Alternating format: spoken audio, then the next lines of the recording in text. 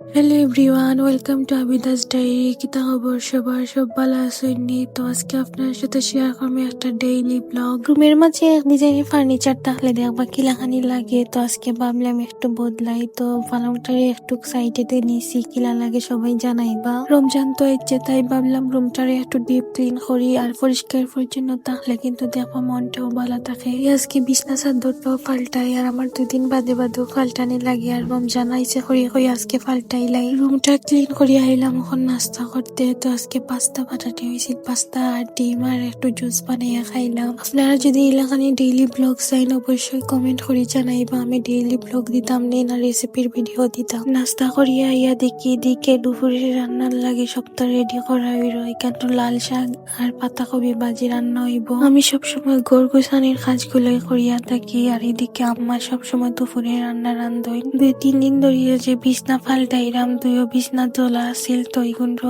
সুন্দর করে ধুইয়া দিছি। আর দেখুন মাশাআল্লাহ কি সুন্দর ভিউ। বিছনা চাদর গুণ মিলিয়ে উলিয়া দিয়া এখন আমি করে আরো কিছু কাপড় দোলা আসলো, এগুলো সুন্দর করে আমি আটাই এখন জাগাত বেড়ানি যাওয়া হয়, আর একটা কাপড় বার করা হয়, আর ইলাকানি হইতে হইতে তো লই যায় কত কাপড়। তো এগুলো লাগানি ধুলো হইছিল, বাদে রইদ দিয়া হয়ে আজকে ঢুকে এত সব কাপড় উপর আটাইয়া হয়ে আজকে একটু স্কিন কেয়ার করি। স্কিন কেয়ার করতে তো আমার সবসময় ভালো লাগে। তো এখানে চাউলের গুঁড়া, তারপর কফি পাউডার আর চিনি নিয়ে সব টিনে ভালো করে মিক্স করছি। সামান্য পরিমাণে একবারে পানি দিছিলাম, বেশি দিছি না। পানি দিয়া একটু মিক্স করে লাইছি, তারপরে এইটারে সুন্দর মতো আমার ফেসও দিলাইছিলাম। সপ্তাহে একবার হইলো এই প্যাকটা লাগাইবা, আশা করি আপনারাও উপকার পাইবা। আমিও তো উপকার পাইছি, আপনারাও পাইবা। যারা স্টুডেন্ট আছেন তার কাছে তো এত টেকা নাই যে ভালো ভালো স্কিন কেয়ার প্রোডাক্টস কিনতা, আপনারা এরকম এই রেমেডি গুলা ট্রাই করতে পারেন, দেখবা অনেক উপকার পাইবা।